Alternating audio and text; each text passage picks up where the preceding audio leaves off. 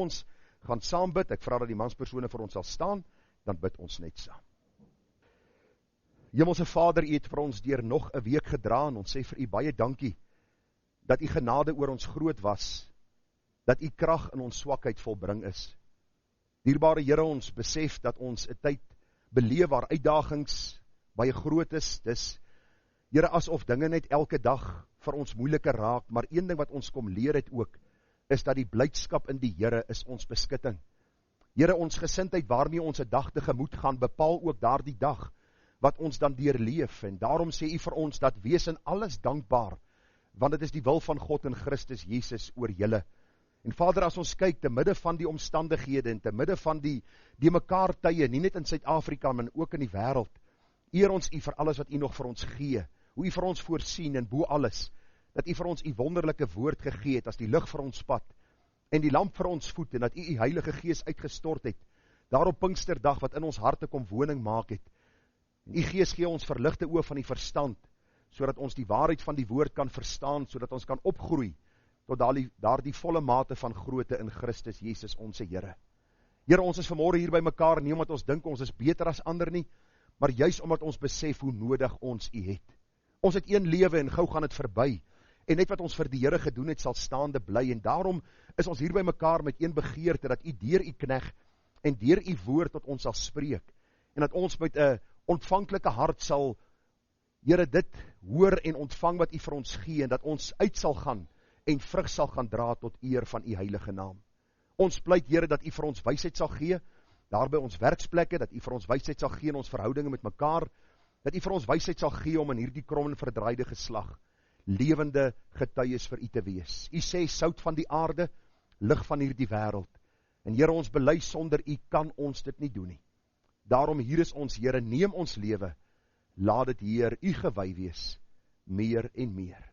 Gemeente, genade, barmhartigheid en vrede word vir U geskenk van God ons hemelse Vader, en ook van ons dierbare Here Jesus Christus, en dit word kragtig menigvuldig deur die werking van sy Gees hier by ons.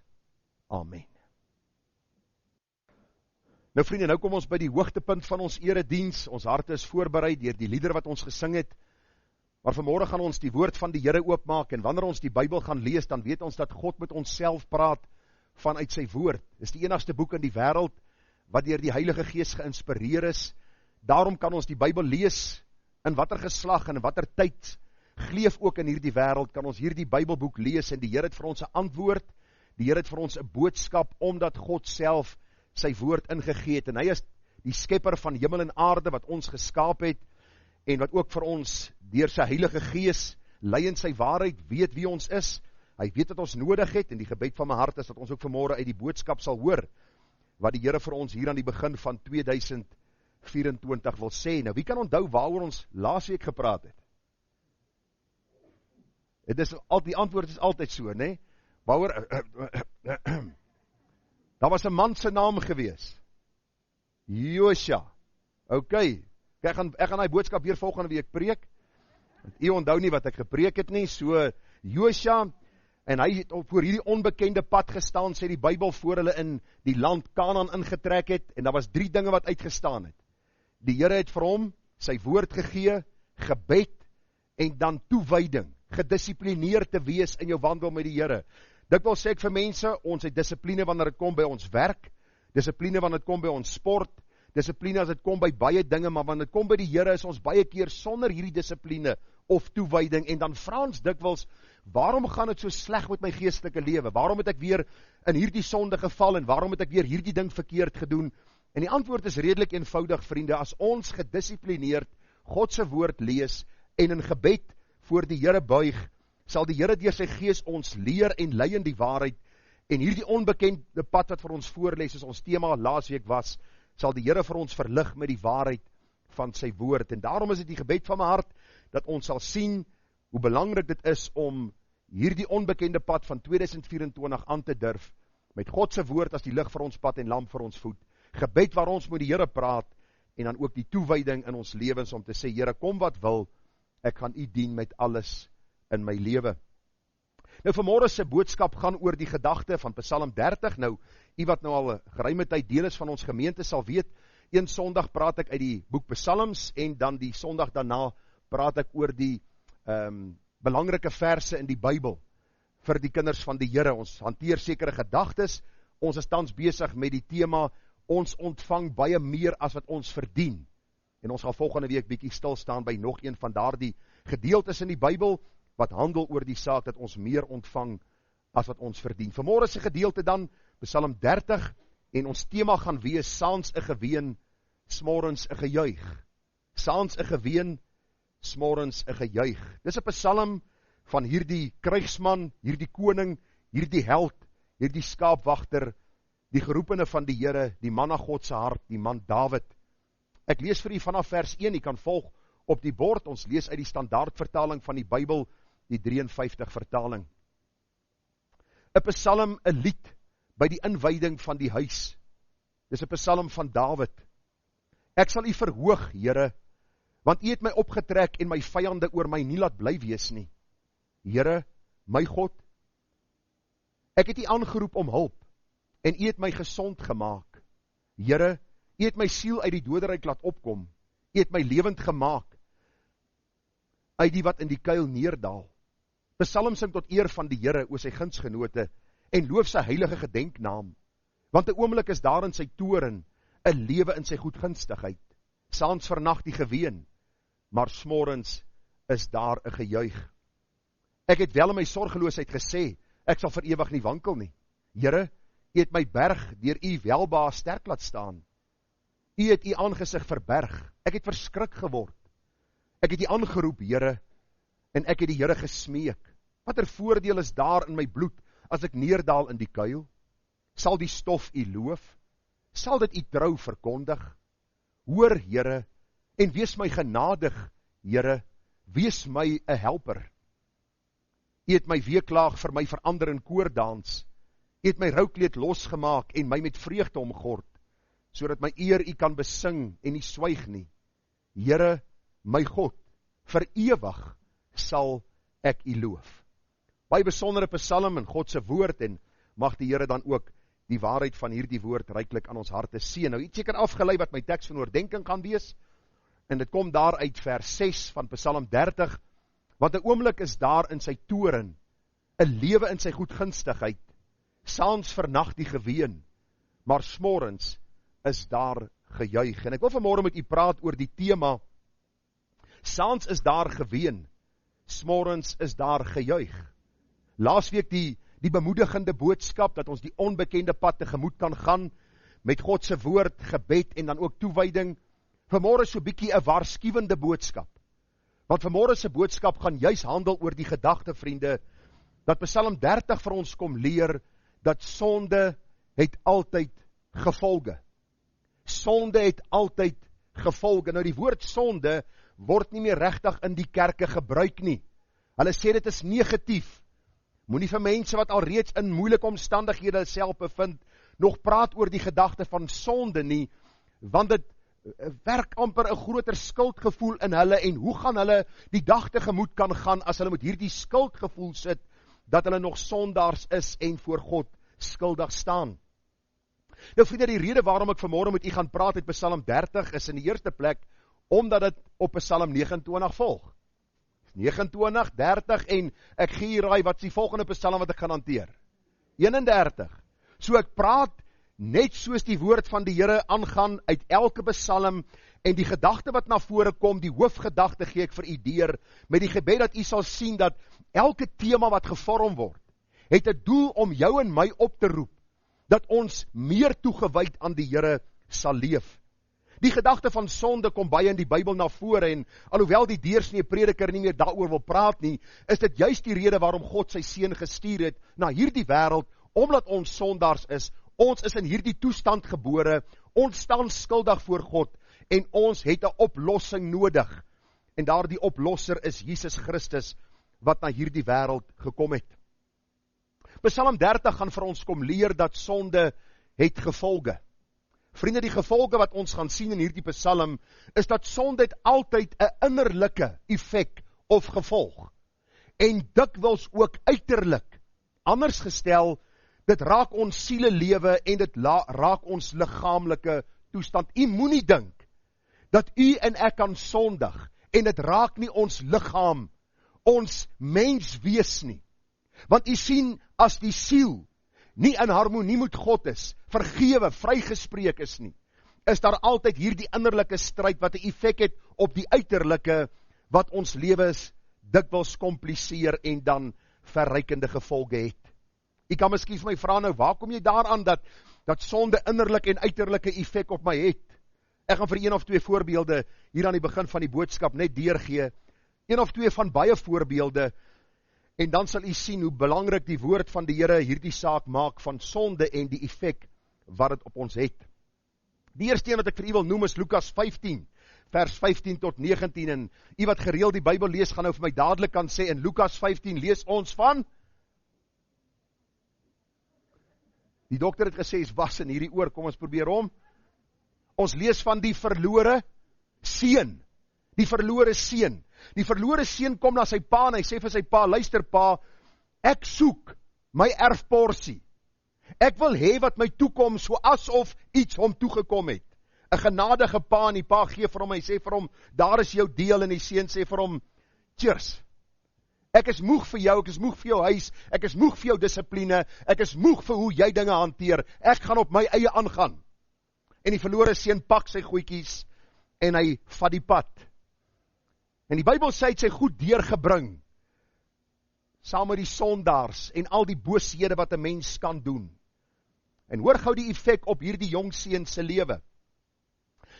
Nadat al hierdie geld spandeer was, sy onder sy pa se dissipline en heerskappy uitgekom het, en hy gedink het, dit gaan vir hom vryheid bring. Al die geld spandeer, het hy hom by een van die burgers van die land gaan voeg, en die het hom in sy veld gestuur om varke op te pas. Van 'n pa wat wella was, wat vir hom gesorg het, na 'n veld met klomp varke in, wat hy moes gaan versorg het, en hoor hoe erg was hierdie ouetjie se omstandighede. En hy het verlang om sy maag te vul met die pele wat die varke eet, en niemand het dit hom gegee nie. Niemand het hom dit aangebied nie. Uiterlik is hy besig om te verval. As u die prentjies sien, die kunstenaarsvoorstellings, is dit 'n jong man wat sy baard vuil is, sy gesig is vuil, sy klere is in vodde, hy's moeg en verlate, en sonde het 'n effek op sy uiterlike gehad. Vers 17, maar ook op sy innerlike. Maar hy het tot homself gekom en gesê, hoe baie huurlinge van my vader het oorvloed van brood, en ek vergaan van honger. Ek sal opstaan en na my vader gaan, en ek sal vir hom sê, Vader, ek het gesondig teen die hemel en voor u. Ek is nie meer werd om u seun genoem te word nie. Maak my soos een van u huurlinge. Hierdie kind was bereid gewees om van seun na huurling te gaan, net solank die verhouding tussen hom en sy pa herstel is. Ek wil vir u sê, sonde het so effek op 'n mens innerlik en uiterlik, dat dit jou hele lewe kompliseer. Dis wat ons vanmôre in Psalm 30 gaan sien. 'n ander voorbeeld in die Bybel vind ons in Psalm 32. En miskien kan u vir my help, met wie het Dawid hier gesondig? Hoekom ken almal haar naam? Hoekom was so min dames wat hulle kinders hierdie naam gee? Ek weet nie, jy moet dit self maar probeer uitsorteer, maar Dawid sondig met Batseba. En die Bybel sê vir ons hoe dit hom innerlik en uiterlik dan geaffekteer het. Hy sê daar in vers 2, welgeluksalig is die mens aan wie die Here die ongeregtigheid nie toereken, en in wie se gees geen bedrog is nie. Toe ek geswyg het oor my sonde, het my gebeente, sy liggaam was aangetas, het my gebeente uitgeteer in my, gebrul die hele dag, want u hand was dag en nag swaar op my. My murg het verander soos deur somergloed. Die woordjie Sela beteken, dink bietjie wat Dawid hier sê. Sonde het effek op jou en my lewe. Wat is sonde? Sonde is 'n direkte oortreding van God se wet. Sonde is rebellie teenoor God se waarheid. Sonde is om die merk te mis. Sonde is om te sê, dis wat God sê, dis wat ek gaan doen, en ek gee nie om wie sê wat verder oor die saak nie. Dawid het van beter geweet, Dawid sondig, dit raak hom innerlik en uiterlik. Psalm 51, wat ook 'n boetelied is, word saamgelees met Psalm 32, sê Dawid, Laat my vreugde en blydskap hoor. Laat die gebeente juig wat u verbrysel het. Gee my weer die vreugde van u heil of u verlossing en ondersteun my deur 'n gewillige gees. Vriende, dit is presies waaroor hierdie psalm gaan. Hierdie psalm gaan juis oor die gedagte dat sonde het 'n effek, 'n gevolg op 'n mens se lewe, innerlik en uiterlik. En dink maar vanmôre aan jou lewe. Kom ek dink vanmôre aan my lewe. Dit bring baie keer geween. Dit bring gevolge. Dit bring verhoudingsbreuke. Dit het dikwels weke, maande en jare se gevolge, vriende, en 'n letsel wat in ons liggame gelaat word wanneer ons sondig en teenoor die Here oortree.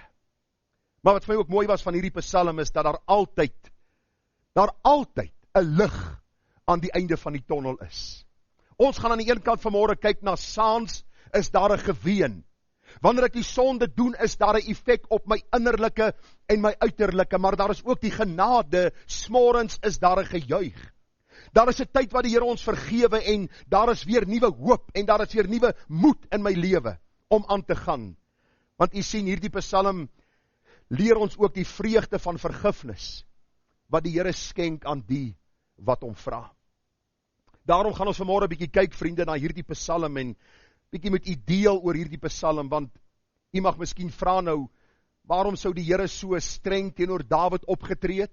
Wat het Dawid dan verkeerd gedoen wat so erg was dat hy Psalm 30 geskryf het en sekere dinge uitlig oor die effek van sonde? Ek dink die antwoord is voor die hand liggend. Die Here sê vir ons dat hy tug die wat hy liefhet. Hy tug die wat hy liefhet. Vandag is tugtiging iets wat amper so sonde nie meer genoem word nie. Jy mag nie jou kind meer tugtig nie, want dan vat hy jou hof toe. Jy mag nie meer iemand by jou werksplek tugtig nie, want dan is daar een of ander regsgeding. Luister, tug is deel van die lewe. En as jy bely jy behoort aan God, dan sal hy jou tug, as jy in sonde bly voortlewe, want hy het jou so lief, dat hy nie bereid is om jou oor te gee aan hierdie verderf, en hierdie boosheid in jou lewe nie, maar vir jou genade wil skenk en vergifnis deur die tug wat hy oor jou lewe bring. En ons gaan vanmôre 'n bietjie daarna kyk. Hoor hoe mooi stel Hebreërs 12 vers 5 en 6 dit. Die Hebreërs skrywer skryf en hy sê, en julle die vermaning heeltemal vergeet, wat tot julle as seun spreek, my seun, my dogter, my kind, ag die tugtiging van die Here nie gering nie. En beswyk nie as jy deur hom bestraf word nie, want die Here tugtig hom wat hy liefhet, en hy kastei elke seun wat hy aanneem. Die Here het Dawid in Psalm 30 kom tug. Dikwels ervaar ons die tug van die Here. Die doel is altyd positief, om vergifnis te bring, om ons te wys op ons verkeerde, om genade aan te bied, sodat ons vergifnis kan smaak, en lewe in oorvloed, soos die Bybel dit vir ons noem. En nou is jy baie nuuskierig, en ek ook. Want toe ek hierdie psalm deurgewerk het, toe vra ek vir myself die vraag af, nou wat het hier gebeur? Wat het hier gebeur dat die Here tug oor Dawid se lewe moes bring? Wat 'n sonde het hy gedoen? En ek wens baie keer daar in die Bybel het 'n plekkie gestaan waar jy alles kan naslaan en sê, okay, hier's Dawid se sonde. Kan jy glo hy het dit gedoen? Maar die Bybel gee nie altyd vir ons A tot Z, die sondes wat mense gedoen het nie, soms doen die Here dit. Maar in baie gevalle moet ons maar skrif met skrif vergelyk om uit te kom by wat Dawid hier gedoen het. Nou die teoloog kraap baie kop oor wat hier gebeur het en wat 'n straf die Here vir Dawid gegee het en wat die gevolg was van al hierdie dinge. Maar die aanduidinge en as 'n mens skrif met skrif vergelyk, is daar min of meer 2 antwoorde wat Dawid oor praat wat gebeur het en waarom die Here tug oor sy lewe toegelaat het en wat die sonde was wat hy gedoen het. Vriende, ons sien daar in Psalm 30 vers 1 staan daar 'n psalm, 'n lied by die inwyding van die huis van Dawid. Nou daar is uiteenlopende gedagtes oor hierdie huis waarvan hulle praat. Dit kan wees die kroningsgeleentheid van Dawid, daar in 2 Samuel 5, toe hy as koning gesalf is en al die stamme van Israel hom erken het as koning, en die gedagte dat hy miskien in hoogmoed verval het, toe hierdie hele volk hom as 'n relatiewe jong man aanvaar het as koning oor Israel, en hy het nie God se genade, goedheid en guns in hierdie hele proses gesien nie, maar in homself hoogmoedig geword. Die ander ene wat vir ons bietjie meer sin maak, is die gebeure daar in 1 Kronieke 21 en 22. Jy sal onthou dat Dawid het besluit om die volk te tel.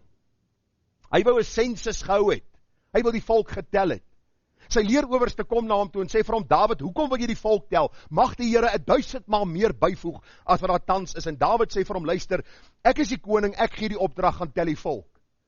Hierdie leerowerste van hom gaan doen wat Dawid sê, eindig met hierdie teesinnigheid, maar hy's koning, hy luister, of die Abner luister na Dawid se opdragte, en hy begin die volk tel, en die Bybel sê dat die Here nie tevrede was met Dawid se optrede nie, en die Here het vir hom 3 opsies gegee. Jy kan self daarvan gaan lees in 1 Kronieke 21 en 22. Dawid se woorde was, Here, laat ek nie in die hand van mense val nie, maar tug U my. Die Bybel sê 70,000 mense het gesterf, weens Dawid se sonde. Die gevolg wat sonde op ander mense het, ons gaan vanmôre daarna kyk. Sonde gebeur nie in 'n kokon nie, vriende. Sonde affekteer baie keer baie mense in Suid-Afrika, affekteer die regering se absolute bandeloosheid, en hulle boosheid en hulle afgodediens, affekteer hierdie hele land. Ons kinders, ons skole, ons universiteite verval in boosheid, omdat ons regering boos is. En in plaas van dat mense opstaan, word hulle maar deel van hierdie sisteem, en ons beleef die tug van die Here in hierdie land, en ek wil vir u sê, baie meer as 70,000 het al gesterwe. En het ons al ons verootmoedig voor God? Nee, dis asof ons die vuisbal na God, en vir hom vra, wat dink u, doen u?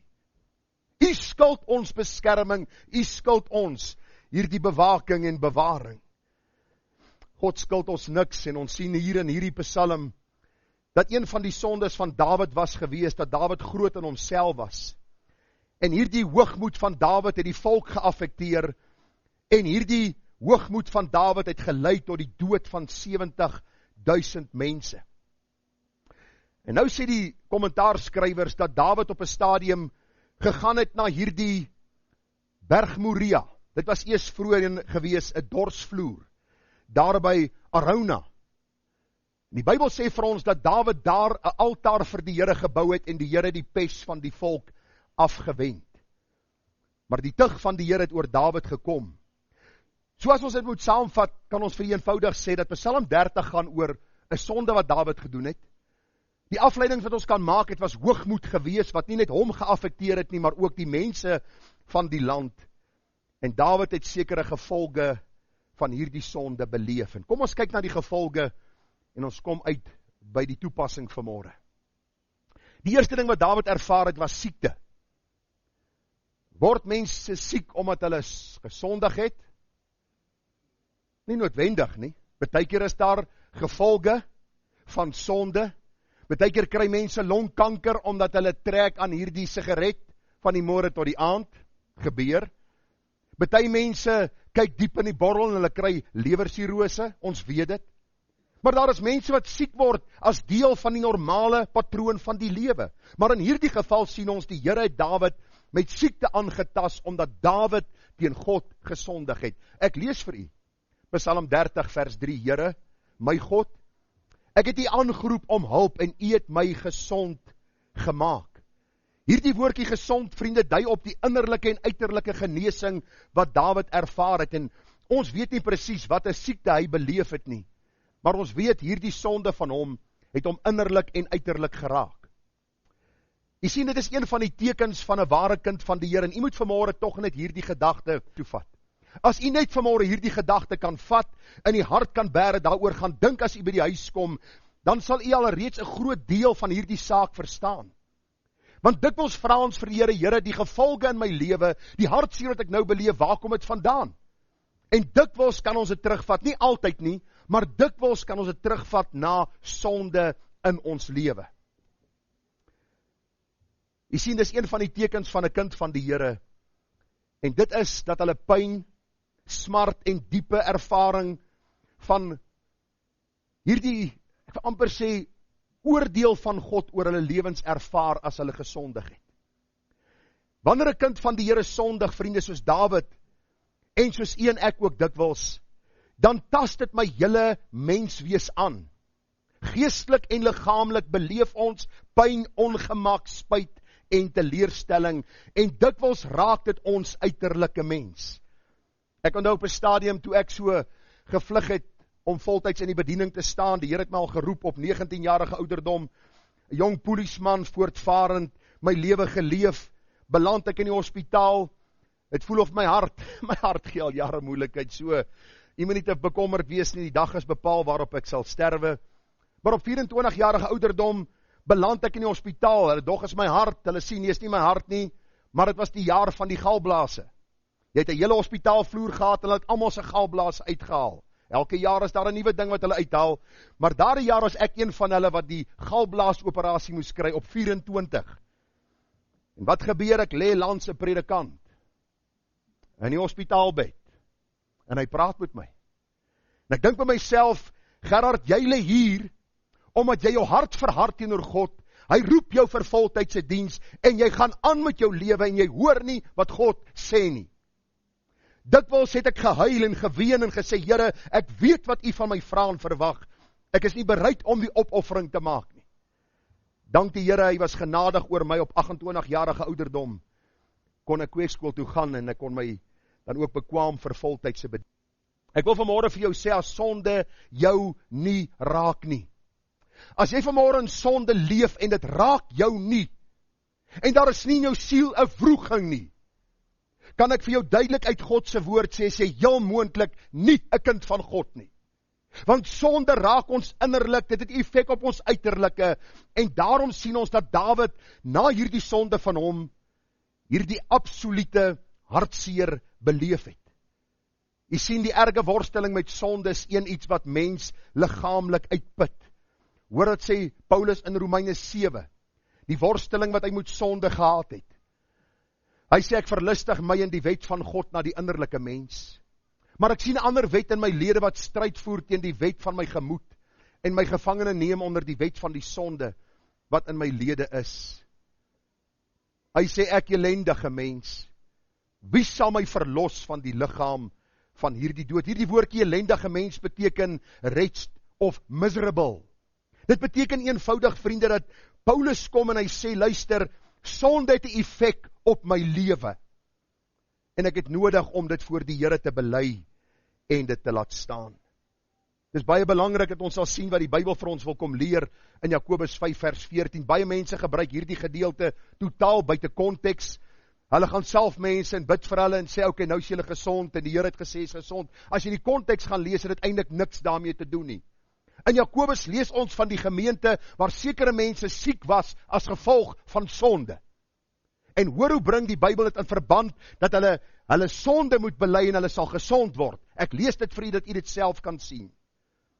Hy sê, daar is iemand siek onder julle. Laat hom die ouderlinge van die gemeente inroep en laat hulle oor hom bid, nadat hulle hom in die naam van die Here met olie gesalf het. Hoor dit staan in vers 15. En die gebed van die geloof sal die kranke red, en die Here sal hom oprig, selfs as hy sonde gedoen het, sal dit hom vergewe word. Dan vers 16, bely mekaar julle misdade, en bid vir mekaar, sodat julle gesond kan word. Die vuurige gebed van die regverdige het groot krag. In hierdie gemeente was daar siek mense, omdat hulle met sonde besig geraak het. En die Here het ook vir Jakobus baie duidelik opgewek om te skryf vir hulle, om te sê, dat die Here ook, wanneer sonde vergifnis plaasgevind het, vir hulle hierdie genesing sal gee. So die eerste gedagte, die Here het oor Dawid se lewe siekte toegelaat. Ek sê nie vanmôre as jy siek is dit as gevolg van sonde nie. Maar ek vra jou, maak seker dat dit nie miskien in daardie rigting kan wees nie. Moenie, wanneer jy met sonde besig is, dink dat God jou maar net ongehinderd gaan laat aangaan in jou sonde nie. Die Bybel is baie duidelik daaroor dat die Here tug die wat hy liefhet. Ek gaan verder, Dawid het amper gesterwe. Luister wat sê die Bybel of die woord van die Here vir ons op Psalm 30 vers 4. Daar staan, Here, U het my siel uit die doderyk laat opkom. U het my lewend gemaak uit die wat in die kuil neerdaal. Nou hierdie woordjie doderyk, vriende, is die woordjie Hades of Sheol. Dit dui op die versamelingsplek van die dooies. Dawid sê, Here, ek was so siek, ek was by die afgrond van Sheol, van Hades, van die versamelplek van die dooies. Maar U het my opgerig. Dawid se tug wat God hom gegee het, was 'n siekte wat hom gebring het tot by hierdie afgrond, waar hy amper sy lewe verloor het. En ek het hier op my notas geskryf, en ek gaan vir u probeer woordeliks lees wat ek hier geskryf het. Dawid het amper gesterf weens sy sonde.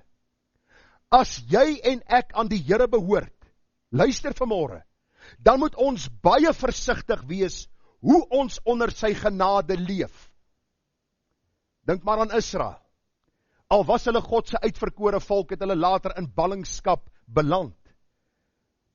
God se tugvriende kan selfs lei tot ons liggaamlike afsterwe, ons dood.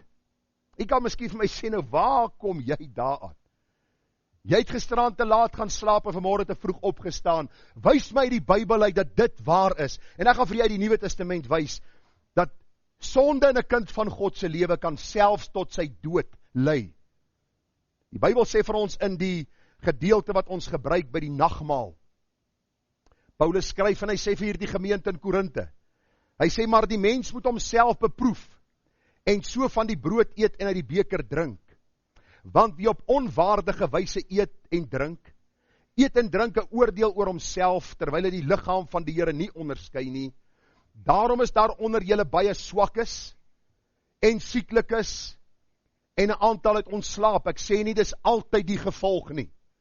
Maar vriende, as jy met aanhoudende, bewuste sonde besig is, kan God se tug, soos oor Dawid, ook siekte in jou liggaam meebring en dit kan jou tot by die rand van die dood bring. Moenie God uitdaag nie. Dis waarvoor ek by jou pleit. Jy is nie sy gelyke nie. Ek is nie sy gelyke nie. Hy is hoog en verhewe. Hy is die een vir wie die serafs en engele toeroep, heilig, heilig is die Here. En jy mag miskien vanmôre nou by jouself redeneer, nou waarom is daar so baie goddelose predikante op die kansels en diakens en ouderlinge en sonnaskoolonderwysers en mense wat niks oorkom in hulle goddeloosheid nie. Die Bybel sê hulle is nie egte kinders nie. Hoe kan ek so sê? Die Bybel sê God tug die seuns, die wat eg is, die wat sy kinders is. Daarom is dit noodsaaklik om seker te maak jy's kind van God, en as jy kind van God is, moenie God se genade misbruik nie. Paulus sê in Romeine 6, sal ons in die sonde bly dat die genade meer kan word. Wat sê Paulus? Nee, mag God dit verbied, dat ons genade gebruik om aan te hou sondig. Onthou u hierdie man wat by die bad van Bethesda genees is? Jesus sê in Johannes 5 vers 14 vir hom. Daarna het Jesus hom in die tempel gekry en vir hom gesê, kyk, jy het gesond geword, moenie meer sondig nie, sodat daar nie iets ergers met jou gebeur nie. Wat die Bybel sê, beteken nie ons word sondeloos nie. Wie is daar wat vanmôre kan sê ek is sondeloos? Daar's 'n verskil om te val en te struikel en om in sonde te bly voortlewe. Daar's 'n hemelsbreë verskil. Dawid het in hierdie hoogmoed van hom aangegaan tot God tussen beide getree het, vir hom gesê, Dawid, ek het jou hierdie opdrag nie gegee nie, en as gevolg van jou sonde, is daar 'n tug oor jou lewe. En hierdie tug is siekte, en Dawid het amper gesterwe. Maar ek vat hier na die derde gedagte, wat ek uit hierdie Psalm raak gesien het. En vriende, daar kan miskien meer wees, maar God se toorn was oor Dawid gewees, en ons hou nie van die woordjie toorn nie. Dit klink vir ons bietjie negatief. Ek hoop nie u dink dat God se toorn nie oor die mensdom is nie. Mense wat sê God is net liefde, lees nie die Bybel nie. Ek het gister 'n gesprek gehad met 'n swart man. En hy sê vir my, jou nou wat? Nou, ek gaan nie vir in Engels sê nie, want dan gaan jy dink ek praat Duits. Ek gaan vir jou in Afrikaans probeer verduidelik wat hy vir my in Engels gesê het, en ek hoop ek het reg verstaan. My sê die meeste ouens lees die Bybel soos 'n mens kruideniersware gaan koop. Hy sê, vat jou stootwaandjie, jy stap in, en jy soek wat jy wil hê. En die res, los jy. Hy sê die woorde, hy sê, al kry iemand 100,000 rand om kruideniersware te gaan koop, dan gaan hy nog steeds net soek dit wat hy wil hê, en hy sê, baie mense lees die Bybel presies dieselfde. God is liefde, God is genade, God is barmhartig, maar hulle los die groot stukke uit, waar God se toorn oor die sonde van die mens broei. Dawid sê daar, want 'n oomblik is daar in sy toorn. Daardie oomblik voel baie keer soos 'n leeftyd. Maar Dawid sê baie duidelik hier, dat die oomblik van toorn van die kant van God is vir sy kinders erger as 'n lewe van elende op hierdie aarde. As jy waarlik aan die Here behoort, gaan jy presies weet waaroor ek vanmôre praat. Want as jy waarlik aan die Here behoort, is daar in jou hart 'n diepe bewuswording van wanneer jy gesondig het, wanneer jy in hierdie sonde bly voortlewe en wanneer God sy toorn oor jou lewe bring. Hierdie toorn, vriende, is nie 'n uitbarsting van woede wat God oor ons bring nie. Dis sy misnoë, dis sy ontevredenheid en ongelukkigheid oor die sonde. En ek het die voorreg om my 3de seun groot te maak. En soms staan ek en hy teenoor mekaar en ek praat met hom. Ek sê vir hom, luister, God het my aangestel oor jou lewe. Dis wat jy gaan doen. En dis die gevolg van wat jy gedoen het. En dis presies so met die Here. U moet tog nie dink dat die Here ons 'n brandpolis gee as ons gered word. Gerard Beker sal nie eendag in die hel brand nie. Daar sou gaan aan met jou lewe nie. U moet tog nie dink dis redding en kindskap nie. Redding en kindskap gaan oor baie meer. Dit gaan oor persoonlike verhouding met die God van hemel en aarde wat in Jesus my vergewe het van my sonde. En as ek sondig sal ek God se toorn ervaar. Hoor wat sê Dawid, in hierdie toorn is dikwels dat die Here hom verberg van my, dat daar 'n tyd in my lewe is van geestelike droogte. Hoor wat sê Dawid in Psalm 27 vers 7. Hy sê, hoor o Here, ek roep luid en wees my genadig en antwoord my. Genade is onverdiende guns. Van U sê my hart, soek my aangesig. Here, ek soek U aangesig, verberg U aangesig nie vir my nie. Wys U knegt nie af in U toorn nie. U was my hulp, verstoot en verlaat my nie, o God van my heil. Luister, 'n kind van die Here sal eerder alles verloor op hierdie aarde. Sy geld, sy besittings, sy hele menswees sal hy verloor. Net solank hy Christus nie verloor nie. Nou, 'n kind van die Here kan Christus nie verloor nie, maar in tye van sonde voel dit vir ons so. Die Bybel sê vir ons, baie keer is daar 'n skeidsmuur tussen ons en ons God, omdat ons met sonde besig raak. Klaagliedere 3:56 sê, Jeremia, hy sê, U hoor my stem, verberg U oor nie vir my ontboezeming, vir my hulp geroep nie. Kan U Jeremia se hart hoor? Here, asseblief, moenie U oor wegdraai nie, moenie U aangesig wegdraai nie. Here, ek het vir U brood nodig. Psalm 84 vers 11. Want 'n dag in U voorhoewe is beter as 1000. Ek wil liewer by die drempel staan in die huis van my God, as om te woon in die tente van die goddeloosheid. Ek vra jou vanmôre, vriende, is daar hierdie roepkreet in jou siel? Eerder 'n dag in U voorhoewe as 'n lewe lank tussen die goddeloses en die wêreldlinge. Ek moet bely dat ons 'n tyd beleef waar baie mense die Here daar in die kattebak het, verskoon die uitdrukking, as 'n spaarwiel. As ek hom nodig het, sal ek hom gebruik. Ek sal vir hom sê wanneer ek hom nodig het, en luister, die Here is nie daarvoor beskikbaar nie. Hy is of my alles, of hy is my niks. Jy moet die Here jou God lief het met jou hele hart, met jou hele siel, met jou hele verstand. Jou naaste soos jouself is die groot gebod. En daarom, toe Dawid in sy grootheid roem, in sy hoogmoed die volk tel, dink hy is hierdie besondere koning, en hy sien nie dat God hom aangestel het, en hom die heerskappy gegee het nie.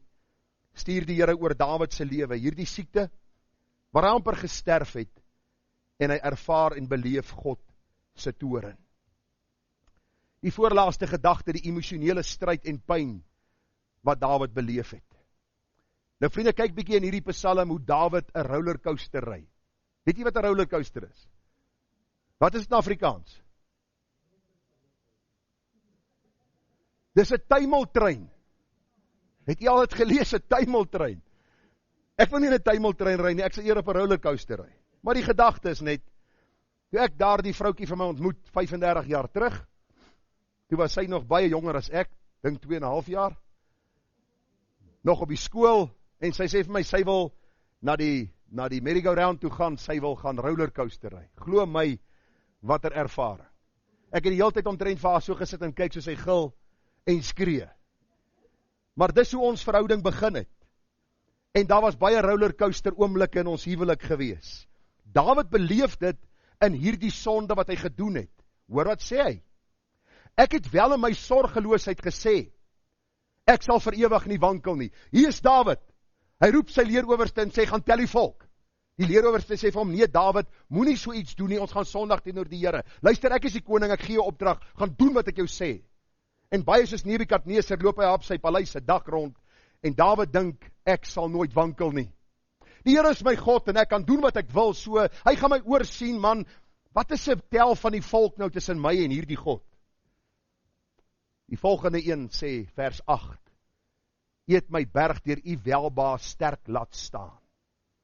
Dawid besef, hierdie suksesvolle koninkryk was God se toedoen, sy genade, nie Dawid se slim planne en sy grootheid nie. Die volgende sin sê, U het U aangesig verberg. Ek het verskrik geword. Kyk die emosionele op en af. Hier staan Dawid, ek is koning. My koninkryk gaan tel hoeveel mense is daar, dat ek kan sien, hoe lyk dit in my koninkryk. Hy besef nie, God het hom laat suksesvol wees nie. Die volgende oomblik sê hy, Here, U het U aangesig vir my toegemaak, verberg. Ek het bang geword. Luister, ons vrees die vyande vandag, ons vrees mense. Daar is een wat gevrees moet word, sê die Bybel, dit is die Here, onse God. Die Bybel sê moenie hulle vrees wat die liggaam kan doodmaak, maar niks aan die siel kan doen nie, maar vrees God wat by mag is om die liggaam en die siel te verderwe in die hel. Dis wie gevrees moet word. Dawid kom by hierdie realiteitsskok uit. Al het hy hierdie wonderlike koninkryk, as God sy guns onttrek, is alles te vergeefs. Vers 9. Ek het U aangeroep, Here, en ek het die Here gesmeek. Die koning het sy kroon afgehaal en een kant gaan sit. Hy het op sy knieë geval en begin smeek. Wanneer laas het U en ek God gesmeek vir die vergifnis van sonde? Of is dit 'n kwessie van aan my etenstafel, Here, dankie vir die vleis en die brood en al die lekker kos, en vergewe somme ons sonde, amen, kom ons val weg en ons eet. Die effek van sonde is innerlik, dis uiterlik, dit raak jou hele mens wees aan. Dawid smeek om vergifnis. Hoor wat sê vers 10, watter voordeel is daar, Here, in my bloed as ek neerdaal in die kuil? Sal die stof U loof? Sal dit U trou verkondig? Hoor, Here, en wees my genadig, Here, wees my helper. In hierdie psalm sien ek hierdie emosionele pyn wat Dawid beleef het. Die uiterlike en die innerlike stryd wat hy beleef het. En Dawid het geweet, daar's een plek van rus, en dis wanneer hy roep na die Here. Ek lees in die Bybel, vriende, dat die Here vir ons baie duidelik dit leer. Ek lees vir u weer 'n paar vers uit Psalm 32, toe Dawid gesondig het met Batseba. Daar staan, ek wil jou onderrig en jou leer aangaande die weg wat jy moet gaan.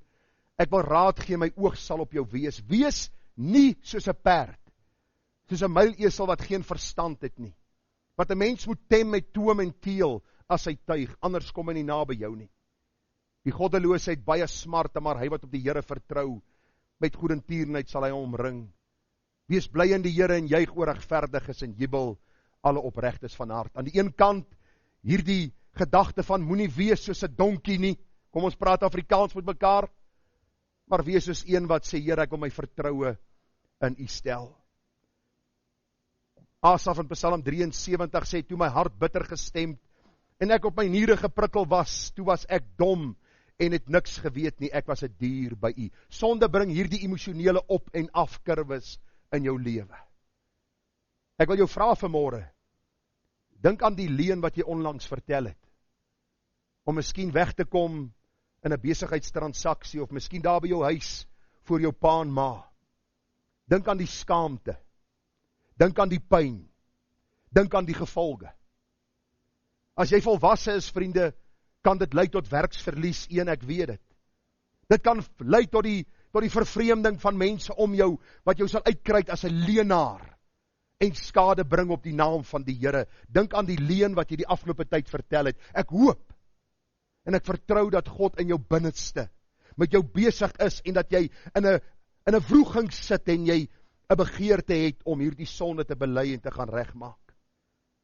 Dink aan die woede en die meer wat jy verloor het die afgelope tyd. Die lyding wat jou familie miskien moes deurgaan, mense om jou, wat gesien het hoe jy kan optree wanneer jy jou meer verloor, en woede uitbarstings het, en jy bely as 'n kind van God. Luister, dit affekteer ons liggaamlik en geestelik. Dit bring ons by hierdie hoogtepunt waar ons vriendelik is in die volgende oomblik, waar ons by hierdie laagtepunt is in ons sonde en ons ongeregtighede. Dink aan die seksuele oortredinge, wat jy miskien jouself in begewe het. En jy ly op die oomblik as gevolg daarvan. Luister, die deursnee kerk kan vandag sê, egbreek, hoerery, seks voor die huwelik, is reg. Die Bybel sê, dis verkeerd. En daarom moet ons vanmôre met mekaar in Afrikaans praat. As jy vanmôre ly, as gevolg van jou sonde, het jy nodig om jou rug na die sonde te draai en jou aangesig na die Here. Miskien is daar eie sinnigheid en hoogmoed in jou lewe, in my lewe. Dan het ons nodig om vanmôre voor die Here te buig en vir die Here te vra, vergewe ons. Dit is 11:00, as ek nou amen sê, dan loop jy almal hier is nie jou tapuit nie, maar gaan jy onder hierdie tapuit uitloop, en jy gaan sê, is daar enige hoop? Is daar enige hoop in hierdie psalm? En ek wil vir jy sê, God is 'n God van hoop. Hy is 'n God van vergifnis. Hy is 'n God van genade, en daarom het ek die beste vir laaste gelos. As jou vrou klaar daar die chocoladekoek gebak het, dis nou 'n sjokoladekoek in Afrikaans. En sy sit daai kersie op die knop, met daai versiersuiker wat so opgebou is. Dan lyk die koek mooi afgerond. Kom ek rond vanmôre die boodskap af, met die hoogtepunt van Psalm 30. Dawid het nie siek gebly nie. Dawid het nie gesterf nie, God se toorn het nie oor Dawid se lewe gebly nie. Hy het nie heeltyd met hierdie emosionele op en af pad gegaan nie. Daar was vergifnis en daar was vreugde in sy lewe. Kom ek lees vir u. Die vreugde van vergifnis is die hoogtepunt van Psalm 30. Die hoogtepunt van my en jou lewe, wat die Here ook vanmôre vir ons kom aanbied, as daar sonde in ons lewe is. Hoor wat sê Dawid in Psalm 30, ek gaan vir u 'n paar verse lees. Hy sê, Psalm sing tot eer van die Here oor sy gunsgenote en loof sy heilige gedenknaam, want 'n oomblik, dit voel vir jou soos baie lank en uitgerek. Daar is 'n oomblik in sy toorn, 'n lewe in sy goedgunstigheid. Saans vernag die geween, maar smorens is daar gejuig. Oor die goddelose sal God se toorn bly broei tot hulle bekeer. Vir die kind van die Here as die tug klaar is, dan skyn die helder son. Dis wanneer ons aan die einde van die tonnel kom, dat die lig van God se geregtigheid skyn, en ons sien dat hy 'n genadige en barmhartige God is. Hoor wat sê vers 11, hoor Here en wees my genadig, Here wees my 'n helper, U het my weeklaag vir my verander in koordans, U het my roukleed losgemaak en my met vreugde omgord, sodat my eer U kan besing en U swyg nie. Here, my God vir ewig, sal ek U loof. Kan U die klemverskywing sien in Dawid se lewe?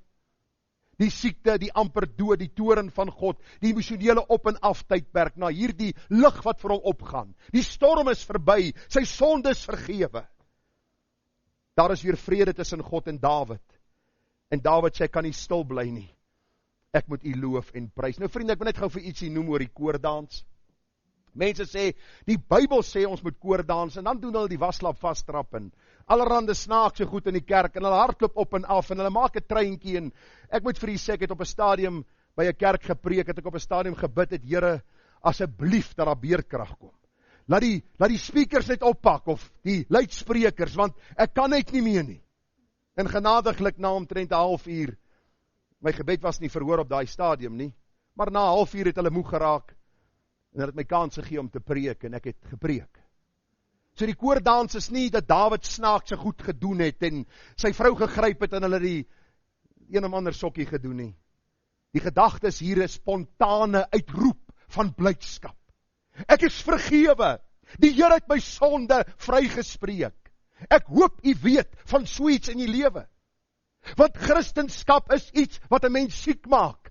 Christenskap en kerkwees is wat hierdie wêreld verstik. Dis wanneer ons waarlik vergifnis maak, dat ons soos Dawid kan opspring en sê, daar is 'n gejuig in my siel, want my sonde is vergewe, ek is vrygespreek, ek is nuut gemaak. Dawid het hierdie vergifnis gesmaak, hy het hierdie kosbare vergifnis in sy lewe ervaar. Die skuldgevoel, die pyn van sonde. Ja vriende, die Here kom vergewe. Hoor wat skryf die skrywer daar, Dawid in Psalm 103. Hy sê, loof die Here o my siel en alles wat binne my is, sy heilige naam. Loof die Here o my siel en vergeet geen een van sy weldade nie, wat al jou ongeregtigheid vergewe, wat jou krankhede genees, wat jou siel verlos van die verderf, jou kroon met goedertierenheid en barmhartighede, wat jou siel versadig met die goeie, sodat jou jeug weer nuut word soos die van die arend. Barmhartig en genadig is die Here, lankmoedig en groot van goedertierenheid. Hy sal nie vir ewig toos en nie vir ewig sy toorn behou nie. Hy handel met ons nie na ons sondes en vergeld ons nie na ons ongeregtighede nie. So hoog as die hemel is bo die aarde, so geweldig is sy goedertierenheid oor die wat hom vrees. So ver as die ooste verwyder is van die weste, so ver verwyder hy ons oortredinge van ons. Soos 'n vader hom ontferm oor die kinders, so ontferm die Here hom oor die wat hom vrees. Ek sien in my geestesoog presies dit wat Lukas 15 sê, Dawid in sy vodde, in sy elende, en hoe die Vader hom omhels en sê, ek vergewe jou. My genade is vir jou genoeg. Daarom sluit hy Psalm 103 af en hy sê, loof die Here sy engele, kragtige helde, wat sy woord volbring in gehoorsaamheid aan die stem van die Here. Loof die Here al sy leerskare, sy dienaars, wat sy welbehaag doen. Loof die Here al sy werke op al die plekke van sy heerskappy. Loof die Here, o my siel. Weet u van so iets in die lewe? Ek hoop so. As u vanmôre miskien hier sit, en jou lewe is vanmôre miskien de mekaar, en dis as gevolg van sonde, en u weet die sonde waarmee u besig is. U weet u is besig om u gewete te onderdruk, en u sien die gevolge op jou huwelik, op jou vrou, op jou kinders, op jou man, by jou werksplek, en daar in jou omgewing. Dan vra ek jou vanmôre om Psalm 30 te bestudeer, en daaroor te dink, daaroor te pyns, en die waarheid daarvan ter harte te nooi, of ter harte te neem. Die Here nooi ons vanmôre, soos Halleluja die 208 sê, daar is een oplossing vir jou en my sonde probleem. Deur te sien op die kruis, is daar lewe en heil. Is daar lewe vir jou en vir my, sien gelowig op hom, word gereinig en leef, want verlossing bied Jesus jou vry. Vers 5, weg dan twyfel en vrees, want Gods woord het verklaar, ook vir jou is die kruisdood van krag. In die volheid van tyd het die Heiland gekom, is die lam vir ons sonde geslag. Die koorgedeelte sien op, sien en leef. Deur te sien op die kruis is daar lewe en heil. Is daar lewe vir jou en vir my. Ek weet nie wat aangaan in jou lewe vanmôre nie. Ek weet nie wat jou ouderdom vanmôre is nie. Van jy is jonk, van jy is middeljarig, van jy het ver gevorder op die pad. Maar wat ek vanmôre vir jou kan sê met sekerheid, sonde kompliseer 'n mens se lewe. Sonde het 'n effek op jouself, innerlik, uiterlik, maar ook op mense om jou, soos dit in die geval van Dawid was. Sonde se doel is altyd om jou te vernietig. As jy 'n kind van God vanmôre is, sal God se tug oor jou lewe wees. Dit kan in die vorm van siekte wees, dit kan jou tot by die afgrond van die dood bring. God se toorn kan oor jou lewe wees, en jy kan 'n emosionele, onstabiele lewe lei. Dan is die antwoord vanmôre, sien en leef. Dis nodig om te buig en te sê, Here, vergewe my van my sonde. Reinig my en help my om te lewe om U te verheerlik. Ek nooi U vanmôre, hier aan die begin van 2024, moenie verder in U sonde aangaan nie, maar roep na die Here dat hy vergifnis ook vir jou en vir my kan skenk. Kom ons bid saam. Here, dit is baie jare terug dat Dawid hierdie Psalm neergepen het, en tog spreek dit tot my en tot elkeen vanmôre hier. Sonde het 'n effek op ons lewe. Sonde het 'n effek op ander. Maar Here, daar is ook hierdie wonderlike genade, dat daar vergifnis van sonde is by die Here Jesus Christus. Daarom pleit ons, Here, dat U ons sal reinig deur U kosbare bloed. Dat ons werklik sal besef hoe groot ons sonde en ellende is. Dat ons ook sal besef, daar is 'n oplossing vir hierdie sonde in Christus. En Here, dat U ons sal reinig, en deur U Gees sal bystaan, deur U Gees sal bekragtig, dat ons dag vir dag sal lewe, onder U kosbare, wakende hand. Here, sodat ons die sonde kan versaak, en vir U kan lewe. Dat ons elke dag ons kruis sal opneem en U sal volg. Dat wanneer die sonde by ons deurkom klop, dat ons sal maak soos Genesis 4:7 vir ons sê. Die sonde lê en loer voor ons deur. Die begeerte van sonde is na ons, maar ons moet daaroor heers. Mag ons heers oor sonde deur U krag, sodat ons eendag die mooi so by U kan ontvang. Vader, dankie vir U genade in Christus. Dankie vir hierdie kosbare slotgedagte van die vreugde van vergifnis. Mag ons in hierdie vreugde wandel, om U in alles te verheerlik, en ons bid dit met dankseggings. Amen.